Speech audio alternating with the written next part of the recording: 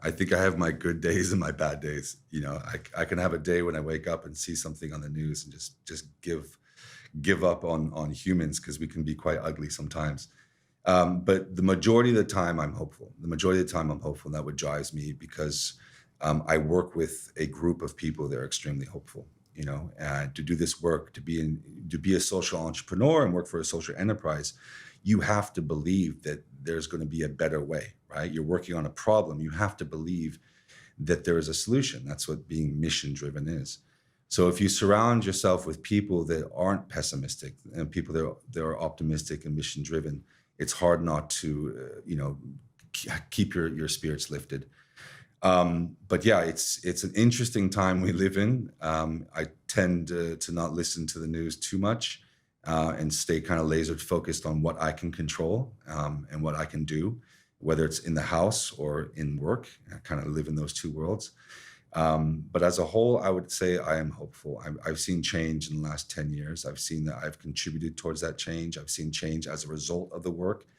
I've seen, 10 million people now have access to a basic human right that they previously didn't have. So if we can do that, and more people can do that, you compound those numbers and things are going to change.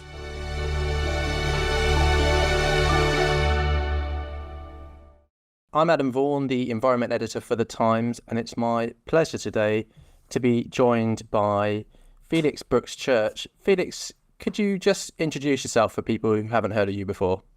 Sure. Good morning, Adam. My name is Felix Brooks Church. I'm the co-founder and CEO of Sanku, a social enterprise working in East Africa to end malnutrition.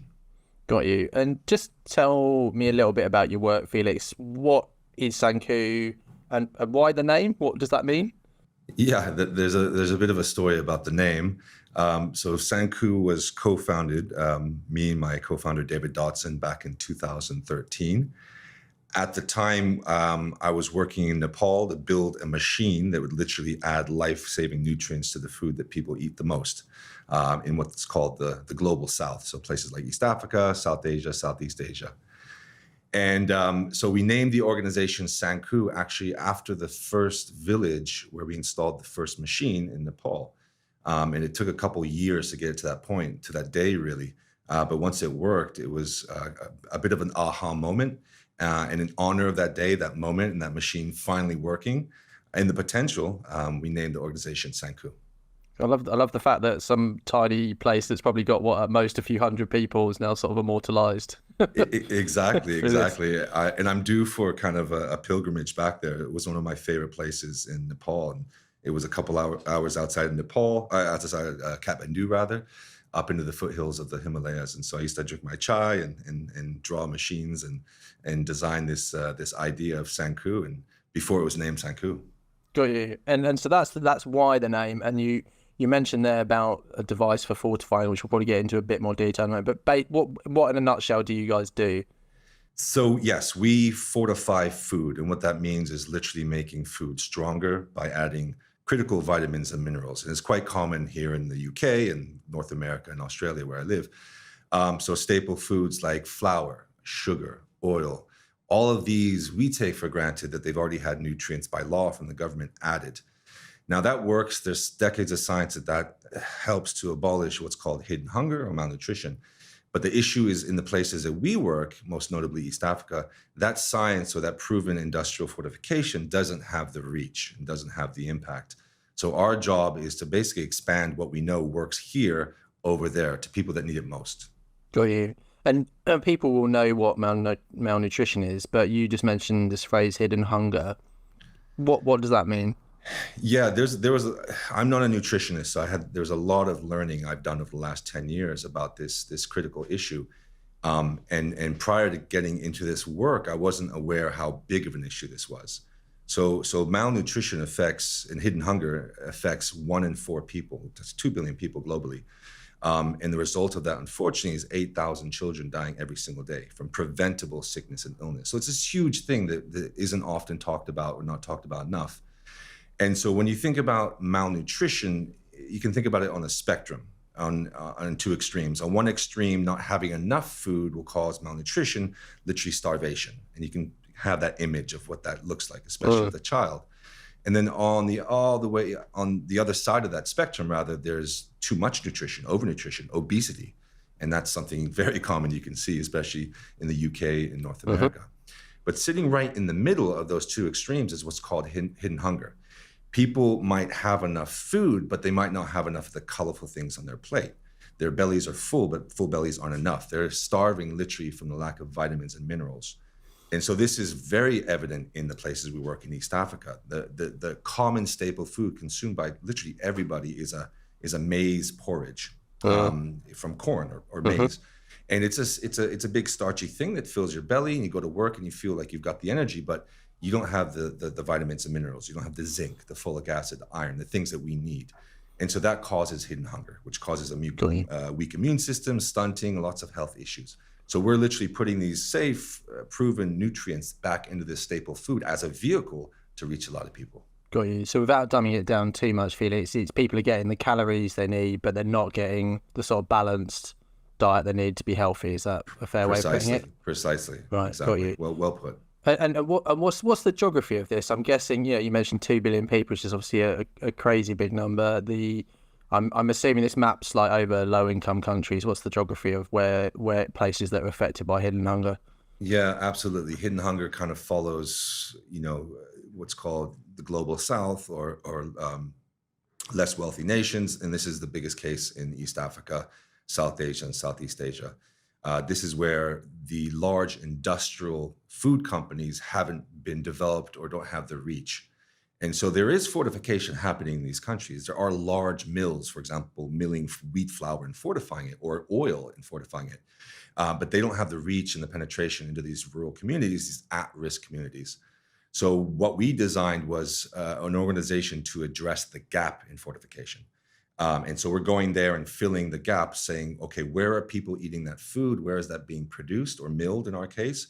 If it's at the village level, we need a solution to reach them, or at the town level. And so collectively with these other larger mills, we're essentially guaranteeing the entire nation is having access to this basic human right, which is fortified flour.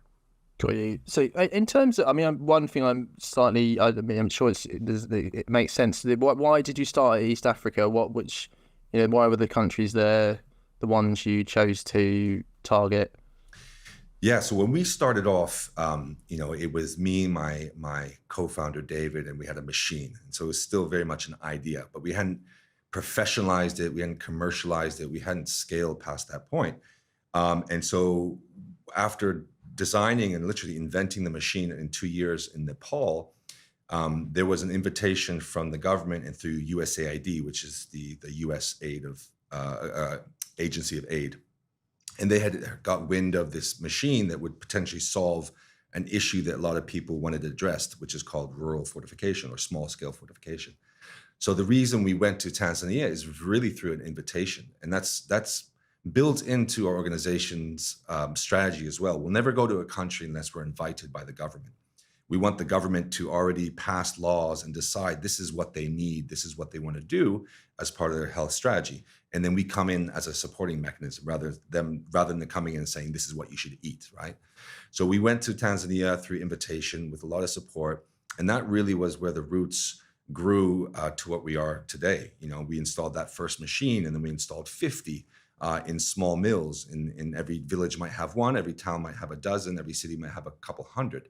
But collectively, all these small mills producing maize flour in Tanzania is feeding close to 65 million people. And so our job is to ensure that all of that flour, at least the part that we can control, is being fortified. And we're achieving that today. Got you. And just to sort of come back a little bit to the problem, when in Tanzania, when you've sort of travelled around, for people who don't know the country so well, that sort of lack of nutrition that you talked about, what without sort of making it a human misery tour, what sort of effect does that have on people? Can you just sort of spell out a little bit the sort of what that looks like at sort of, the level of individuals and communities?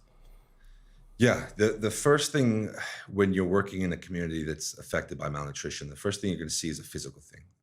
Children are shorter, they're stunted. And this is because they didn't get the right nutrition in those first critical 1,000 days of their life.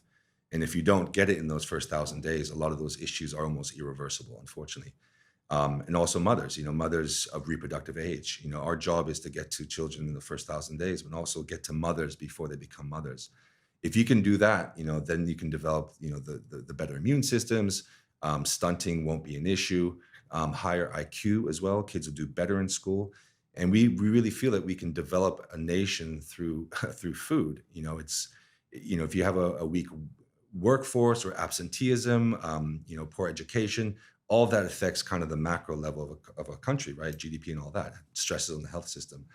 So when you're working in these communities, stunting's an issue, weak immune systems. I got into this work working in communities actually in Cambodia, and from day one, I saw the kids were shorter. It was a small project working with street kids, and I saw small cuts would turn into big infections. They wouldn't heal for weeks. We lost a few children to malaria because they had weak immune systems. And if you have a strong, well-developed immune system, you can fight sickness, disease, and illness. And so, to answer your question, I guess the long way, there's a right away, you're going to notice that some people are shorter, especially kids. You're going to see that immune systems are weak, and you're going to see, unfortunately, people passing from things they shouldn't pass from. Got you. You mentioned Cambodia. Then when was that you were in Cambodia? That was the start, really, of this journey for me. That was 2006. So I just turned 30. I moved there to volunteer and work on this project. It was about 100 street kids. And that's when I came face to face with this issue of malnutrition, but really the passion to make a difference, to give back, to do something bigger than myself. And I felt a responsibility to kind of, not give up. And that journey has taken me to a couple other countries and to this work eventually. But that was the seed that really, changed my life from day one, that experience. Got you. So what were you end up in Cambodia in the first place on some sort of project to help street kids? That was the initial a random invitation from one of my friends. I grew up in Spain in a small island called Ibiza, which is quite famous now, but my mother still lives there. Her friend, who was a famous British artist, famous meaning famous on the island, so locally famous. Anyways, he had gone to Cambodia a couple years prior, just during the winter months. And he would paint on the beach, and the kids, if you've ever been to Cambodia or Southeast Asia, there's a lot of kids on the beach, either like selling fruits or begging or stealing, but they're called beach kids. It's a thing. And so they were coming up to him and asked him if they could paint, and they started to paint, and he realized these kids were actually quite good, and he started to sell their paintings to pay for their food or get them off the beach back into their family so they wouldn't have to beg. So he was just he was a crazy artist, and he needed somebody, to kind of put some structure around it. So I jumped at that opportunity, and we started basically a painting project to get kids off the street and let them paint instead of beg. And those paintings would pay for their school fees and their food and protect them. Really, it was a child protection project. But again, right away, I came face to face with all these health issues around these kids and felt that, you could build a school, but if the kids aren't healthy, what's the point? We had to get to them first. We had to get into prevention. And that's what I wanted to get into, was reach a lot of people before it was a problem. Got you. And just sort of casting your mind even further back, Felix, I mean, is this something, you went out there with your artist mate to go and help out there. But I mean, going back even further, just in terms of getting a sense of you, I mean, is this, sort of social justice, inequality, has that always been an issue for you? What sort of motive, what drove you as a kid, and was that something, did you have that sort of streak even at that age, or? I think so. I think part of my growing up was I was imprinted with those beliefs, definitely from my parents. So my parents, they were activists in the 60s, anti-Vietnam, anti-war, pro-peace. You could call them artists, you can call them hippies, you can call them whatever, but they were definitely on that side, and they left the U.S. and started raising a family in Ibiza. And the community that we're a part of was definitely of that mindset as well. So it was about, basic human rights, about justice, about, basically do good, be good. And so that was normal for me growing up, and traveling and living, before the age of 10, I was living in obviously Spain, then moved to France, Peru, Morocco, Holland. So I was very much used to moving and also working and living in communities that now I'm working and living in as well. And so it wasn't a foreign concept for me. It was just normal. And I felt a responsibility and had an opportunity. So I took it. Fair enough. I can imagine some people might have taken a different path of rebelling against that, Yeah. that sort of background. But it's interesting. Well, You went with the grain. I did have my 20s. This didn't happen until my 30s, but that's a whole nother podcast. So we've identified this massive problem, of this malnutrition problem of the people, getting the calories but not getting the nutrients they need. Do you want to tell me a little bit about the sort of shape of the solution? This maybe I think I understand the dosifier is this key element to it. Do you want to explain what that is and how it works? Sure. So the machine that I mentioned earlier that we built in Nepal, we ended up calling the organization Sanku, but the machine is called a dosifier because it doses, right? And it doses a very concentrated powdered form of nutrients, exactly like your daily multivitamin that you should take, right? Crush that up into powder. You have your zinc, your folic acid, your B12, zinc, all these iron, all these key building blocks, and then put that into food. It's proven science. It's basically the same thing that they're doing in the global north. So the reason we invented this machine is because, again, there was a gap in food fortification. The large mills or the large industries weren't reaching the village or the town.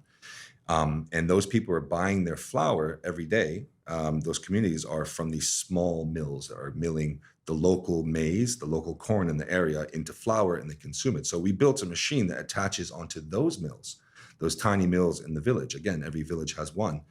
And so it had to be designed as essentially a one size fits all. So I spent a couple years throughout East Africa just literally dragging a prototype around, testing it in Rwanda, Kenya, Mozambique, Malawi, Tanzania, making sure it could essentially fit on all these different mills. Because we wanted to build one and we wanted to scale. We want to reach 100 million people. So the machine is one part of the solution. It does the job of dosing an accurate amount of nutrients. It straps onto that mill. But that was the first step. Then we had to figure out a business model to essentially incentivize these millers to use the machine, to want to fortify, and ultimately to fortify their flour. And so we had to find ways for them to want to do the job. And really, if it didn't cost them anything, they're going to be incentivized, they're going to do it. So we recognized some areas in their business where we could save them money, and we put those savings to pay for those nutrients, those powdered forms, which is the ongoing input for this fortification. So that was able to essentially neutralize the cost for them. They're incentivized. They've got this machine. And now as an organization, we support and we train and we scale that. And so, we've gone from very small, humble beginnings about 10 years ago, working with 1 to 50 mills in Tanzania. We now have over 1,000 mills throughout East Africa, reaching 10 million people every single day. So definitely, it's time to step on the gas, and we have a 100 million people goal, and we'll reach that by the end of the decade. Wow.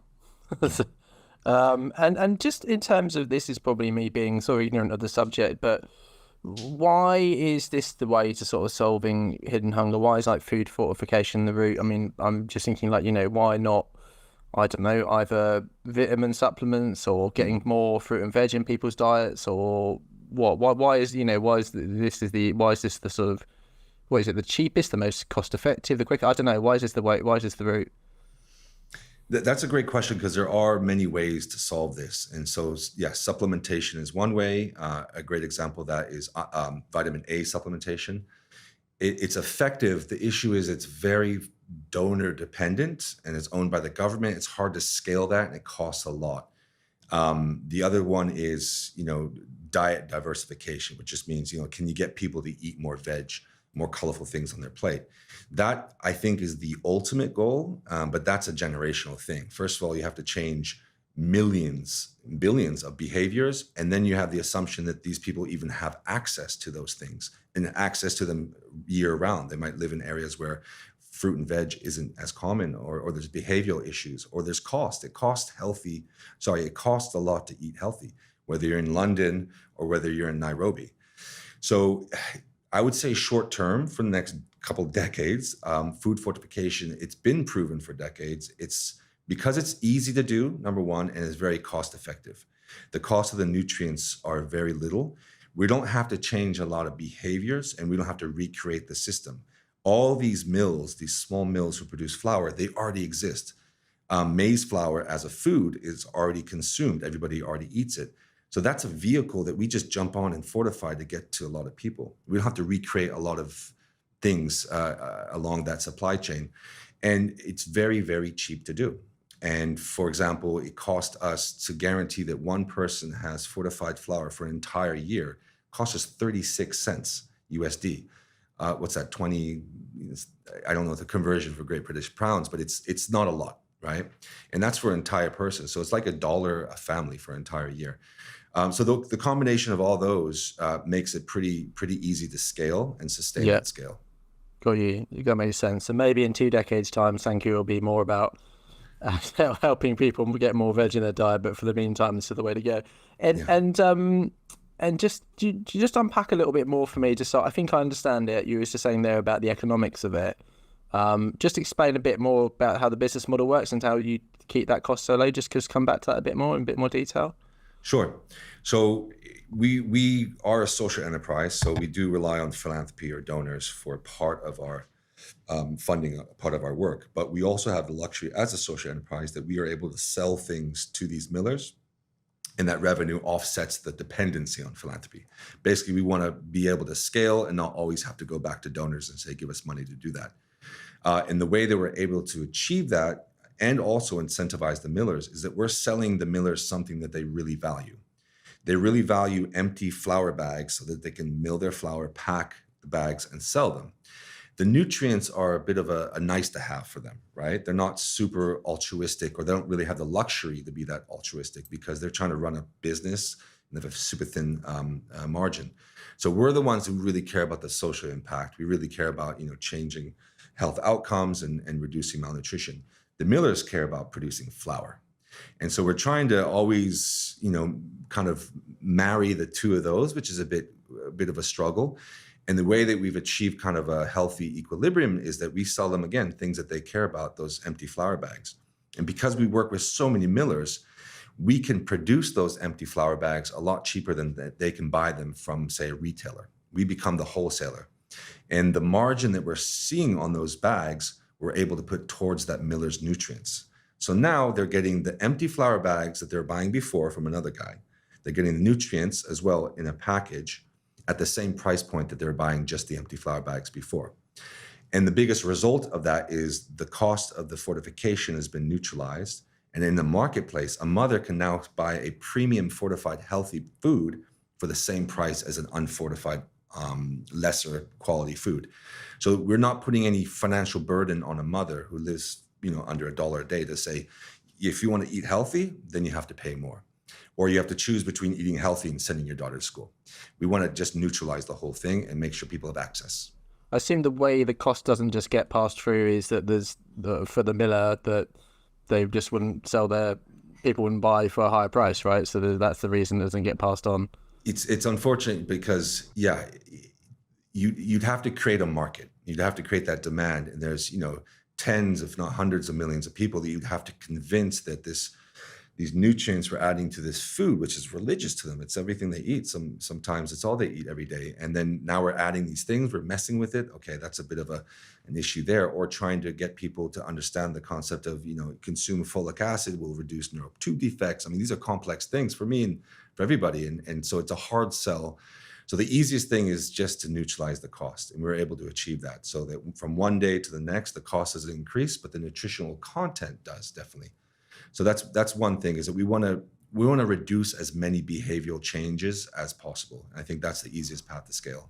Got you. And I mean, the way you make it, I know you're not deliberately doing this. It still sounds quite plain sailing in terms of, I'm sure. Do you want to speak a little bit about some of the sort of challenges or barriers you've had to, using these, fortifying and getting these devices in? Is it around the tech in terms of getting these devices into the mills? Is it around social stuff, cultural stuff? Are there, like you mentioned there about people, perceptions that you're messing with food? Are there like weird conspiracy theories around it? I don't know. Where are the barriers? There's issues across the board, and to go back to the perception of fortified flour or adding foreign things into that flour. Yeah, we've had to combat myths in the beginning. Some people thought it would, it was a sterilization, because that's happened in the past apparently, or it affects a man's performance in the bedroom. That was the latest one last year.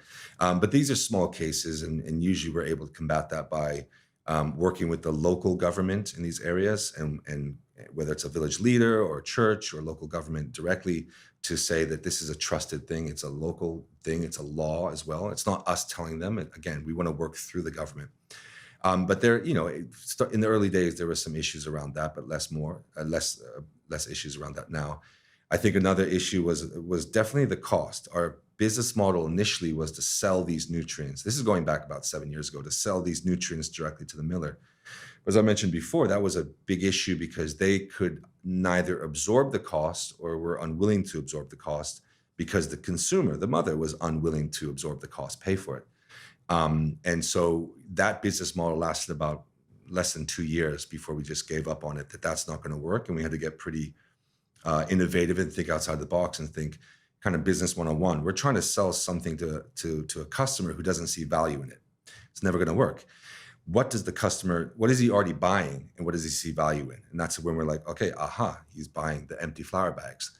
Let's get cheaper flour bags to that miller and put those savings to the nutrients that he doesn't necessarily want to absorb. So that was a barrier that we've definitely gone over. I think the other barrier is, funding is one part of the job. We do still have a gap, so we're always constantly looking for funding. I think our speed of scale is very much contingent on how much we can fundraise, and our ability to break even and sustain this depends on a level of scale that we need to achieve. So we're kind of crossing this desert to this oasis in the horizon, but we need funding to get to the oasis, and the oasis is sustainability, right? So when we're reaching 30, 40, 50 million people, the revenue from the market is able to cover all our costs. But to reach that scale and those economies of scale, we do need funding. So there's barriers around that as well. Yeah, I wonder, is there like some clever way of not just relying on some wealthy philanthropic donor? Is there some clever way of like making the business model fund that expansion? Do you know what I mean? Because that's presumably the dream, right? Because otherwise you're at the whims of whichever foundation or so on gives you money. Yeah, no, exactly. And we started thinking about that about 2 years ago. Once we survived COVID, everybody had to survive it, right? And then once we survived it, we thought, okay, now we can go back into kind of taking some risks again and investing in new things. And we thought we need something that we need an additional revenue stream, essentially. And so about a little over a year ago, we decided to set up our own nutrient premix factory in East Africa. Because up until that point, we were purchasing offshore these nutrients in powdered form, buying them from Germany, from South Africa, from India, from Holland, wherever. But it wasn't available locally. And we also realized, just like we did with the flour bags, if we were able to kind of in-house some of that production and that manufacturing of that product, we would be able to reduce our costs. And so about a year ago, we invested in the first of its kind premix blending plant. It's in Tanzania, and it's supplying both Kenya and Tanzania right now. And it's a pretty simple operation. It wasn't cheap, but it's about the size of maybe a 3-bedroom house. And it's a blender where you put in the starch, which is about 70% of the bulk, which is basically flour. And then the other 30% are these nutrients: iron, folic acid, B12, zinc, vitamin A, you name it. And think it's essentially, it's like a tumbler. It mixes it all together. And then you have a packing station, and then individually you pack your bags and we send out to the miller. But by doing that, we achieved a reduction of about 30% on the cost of our nutrients. So we're able to get to scale faster and sustainability faster. But now we also have this factory that sells this input not only to small mills, but we can sell it to big mills as well. We can sell it to, say, UNICEF or WFP or the government, some humanitarian projects. So we have more ability to have more scope. We can target different school feeding programs. But again, it's a revenue stream that allows us to get to scale quicker and hopefully sustain that as well and become less dependent on philanthropy. So yeah, we're excited about that. Interesting. That's like a bit of a big milestone for you. And what, Felix, what has it meant to you to be a laureate of the Rolex Awards for Enterprise in 2021? A huge honor. I was selected in 2021, and really, because of Sanku, the work we do. And then when you look at the list of previous laureates, it's humbling to be even considered. And the cohort or the group that was selected that year, me and four others, amazing individuals doing some amazing work in the Arctic, in the Himalayas, and in reefs, in the Sahara. It's just amazing work, amazing people. So to be part of that group that year, and really the whole kind of last few decades, incredible honor. Got you. And just in terms of the looking forwards, I mean, how important is being a Rolex Laureate to the future of your work as well? Very much so. They have this amazing global presence. Obviously, everybody knows what Rolex is. Their brand is undeniable. So for us to be attached to that and be able to have opportunities to speak with them and represent them and the award, it's been a huge honor. We don't have a big budget for marketing. We raise money and that goes directly to operations. So we rely on partners like Rolex to really get our mission, our word, our journey, and our path to scale out there to a broader audience. And they've been great at that. So in the last couple of years, they've given us lots of opportunities to speak at events and really showcase what we can do. So I think there definitely is a residual kind of support that we've been seeing through that partnership. Got you. Before we move on, I realised I wanted to ask you a bit more about the tech, just in terms of, I think you obviously go and put these devices in for the fortification, but I think you can like remotely monitor them a bit as well. You're using like mobile phone style SIM cards. Do you want to just explain what you're doing there and why do you do that? What does that enable? Well, actually, yeah. When you spoke of, or you asked about barriers previously, I should have mentioned that. So that came out of one of the, we faced a problem and then we had to come up with a solution. I feel like it's kind of, what we do every year at Sanku. We find a problem and we find a solution. So this is going back about 6 or 7 years ago. We installed, I think at the time it was about 100 of these machines in about 100 mills or towns throughout Tanzania. And we had a couple staff. It was me and I think two other guys with vehicles. And we had to drive around kind of blindly throughout the country to visit these mills to make sure our machines were working. Were they dosing accurately? Did they burn out? Were they functioning? And it took a lot of time. It took a lot of hours. It took a lot of cost and fuel and all these things. And so I thought, and we thought was that, if we're going to truly scale, we can't do it this way. What got us here isn't going to get us there type thing. Because we wanted to reach hundreds of mills, thousands of mills. And we can't just have a fleet of, hundreds of cars driving around East Africa. So, IoT, or the Internet of Things, which is basically a fancy way of saying, things are connected to the internet and you can remote monitor, that was started to become a thing at the time. And so we piggybacked on that and we partnered with Vodafone to install SIM cards, global SIM cards, basically chips just like in your phone, in all of our machines. So what that solved for is that in real time, that production data from that mill, how much flour they were producing, how much nutrients they were adding, was the machine calibrated correctly and dosing accurately, was sent to our phones and our laptops in real time. We could monitor remotely. And if there's an issue, we could act on it. If there wasn't an issue, that means we didn't have to visit the mill. It saved extreme amounts of cost. It opened up bandwidth for us to go scale in other areas and our staff to focus on other things, and really gave us an insight into the mill to see if they were actually fortifying flour and fortifying accurately. And from that data streaming in, we can calculate how many people we're reaching. It's an easy calculation. We know how much flour is being produced. We know the per capita consumption of flour. You divide that into that number, boom, reaching 10 million people. It's pretty cool to really monitor that, and pretty cool to see the impact. So and a lot of safe journeys up unpaved roads, I imagine. Exactly. Yeah, a lot of well, also, a smaller carbon footprint as well. We're using less fuel, less staff, and less vehicles. And so, we always think about, we're in food insecurities, we're in nutrition, we're in malnutrition, but it's hard to have that conversation and not link it to climate change. Everything kind of overlaps in some way. So we definitely want to be responsible of that. Yeah. No, I've done enough climate change will ruin food staple XYZ stories to know exactly. that. And just thinking back over the sort of years of doing this, Felix, I mean, is there like one, just to bring it down to sort of the human level, is there sort of a particular story, anecdote you'd share in terms of the success where you were like, maybe, I don't know, someone didn't want one and then you managed to win them round to putting one of these devices in, and then it made you notice the difference locally? You came back a few years later. I don't know. Do you know what would be a success story that you'd share?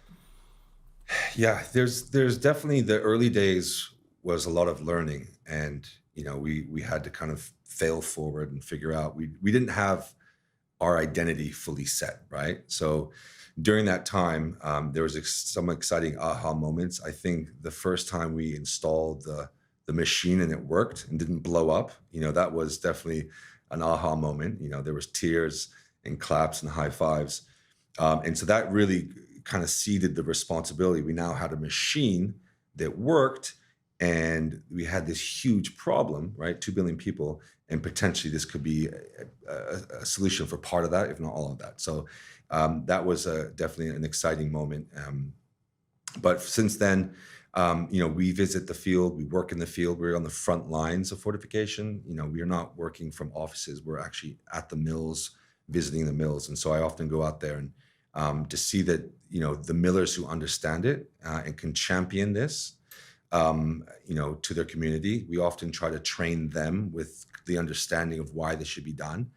Again, we want the concept of this being a good thing, of health and fortification, to come from trusted voices, and that's the miller. And we also hire from the communities that we help. And so we have 100 staff, 98% of which are East African. You don't have to be a math genius. There's only 2 of us that aren't from East Africa, right? And that's important to us because we are an African organization helping Africans, and with now an African product as well. So to see the buy-in from the local community definitely is exciting. And we know this works. We know these nutrients work. About 3 years ago, my son was diagnosed with autism, which part of that is an eating disorder. He doesn't eat anything except for literally a pancake and a cheese toastie, which is bread, right? So flour. And so every day I put in supplement form iron, folic acid, B12, and zinc in his flour every single day because he was wasting, he was underweight. And so over 2 to 3 years, the exact same things we're putting in the food in East Africa, I'm putting in my son's food. And it works. And his weight's come back. And his speech, he's starting to develop speech because he was nonverbal. His immune system's better. We just got blood tests, and his deficiencies are starting to stabilize. It's because of food fortification. So I tell people I wouldn't do this unless I knew it worked. I wouldn't do it unless I was doing it and living it myself. Yeah, so you see it firsthand at a very intimate level. How old's your son?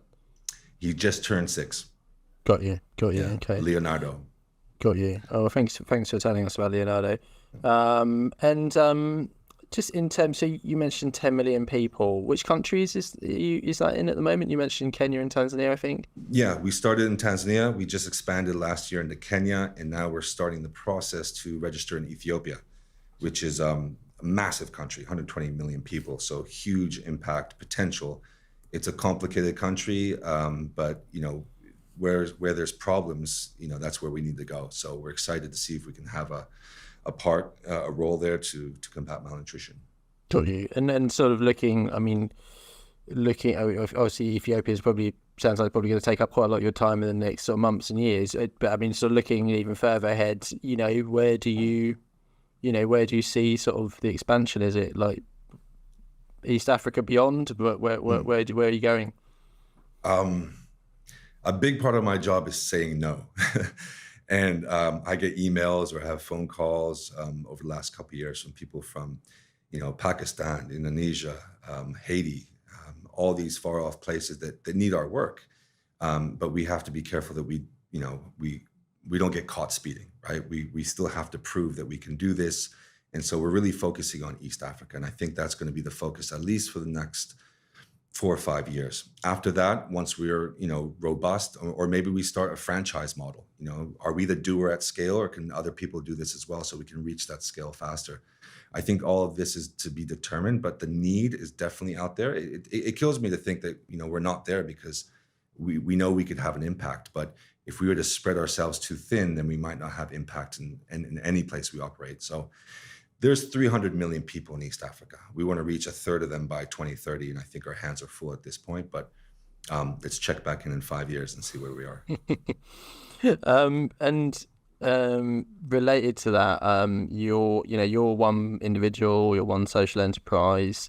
Obviously, there's only so much you can do yourselves in terms of this problem.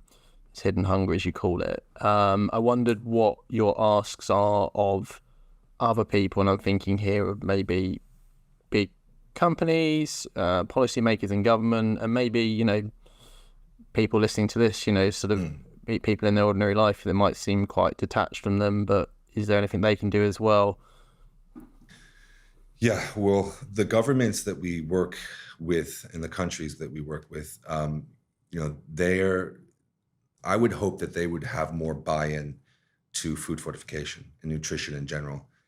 I might be a bit biased. I think that's the most important thing. Obviously, there's other things that these governments have to weigh, their budgets against and their time. But, malnutrition, as I mentioned in the beginning of this interview, has such a trickle down or up effect on the entire nation's development. Poor health and stress on the health systems and absenteeism, that affects Tanzania, $390 million in GDP losses every single year because of that. So a lot of times we do work with the government to convince them or really plant that idea in them that nutrition is an investment. If you invest in nutrition, the return is huge. So that's an ongoing thing that if I was to speak to the governments, I'd hope that they'd invest in nutrition because there's a huge payoff. As far as the donor community, I would also say that nutrition is a great investment, if you want to call it that. Not to say that, building schools or focusing on climate change or anything should be passed up on, but this should be combined in those strategies because I do think they're all interlinked. So I would hope that any donors listening, if they haven't branched out to support nutrition or health projects, they should definitely consider it. There's us and there's plenty of other organizations doing great work. On an individual basis, everybody can get involved by supporting an organization, going to the website, donating, whether it's us or another good organization doing impactful work. But also just a mindset that, we have it good. Like, don't take for granted what you have every day, that when you eat, that has the right nutrients in it, the safety and the basic human right that provides you. There's a lot of people out there that don't get it. So I would just say, appreciate what you have, that meal that you're going to have today, and thank that, that you have that, and know that not everybody does have that, but you can support organizations trying to guarantee that basic human right to everyone. And just to sort of finish off, Felix, on a slightly almost impossibly big question, but to really sort of zoom out, how hopeful are you for the future?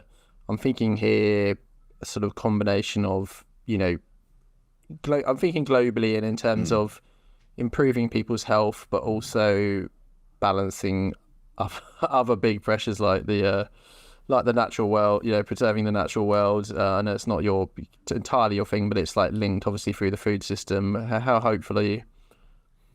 Yeah, it's a very big question. I think I have my good days and my bad days. I can have a day when I wake up and see something on the news and just give up on humans because we can be quite ugly sometimes. But the majority of the time I'm hopeful. The majority of the time I'm hopeful, and that what drives me because I work with a group of people that are extremely hopeful. And to do this work, to be a social entrepreneur and work for a social enterprise, you have to believe that there's going to be a better way, right? You're working on a problem. You have to believe that there is a solution. That's what being mission driven is. So if you surround yourself with people that aren't pessimistic and people that are optimistic and mission driven, it's hard not to, keep your spirits lifted. But yeah, it's an interesting time we live in. I tend to not listen to the news too much and stay kind of laser focused on what I can control and what I can do, whether it's in the house or in work. I kind of live in those two worlds. But as a whole, I would say I am hopeful. I've seen change in the last 10 years. I've seen that I've contributed towards that change. I've seen change as a result of the work. I've seen, 10 million people now have access to a basic human right that they previously didn't have.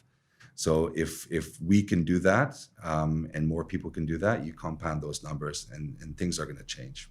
Yeah, I can see how doing something so tangible would give you that feeling. Yeah. Yeah. Okay, well, thank you, Felix. I've really enjoyed talking with you. It's been a fascinating chat, and thanks for coming on the podcast.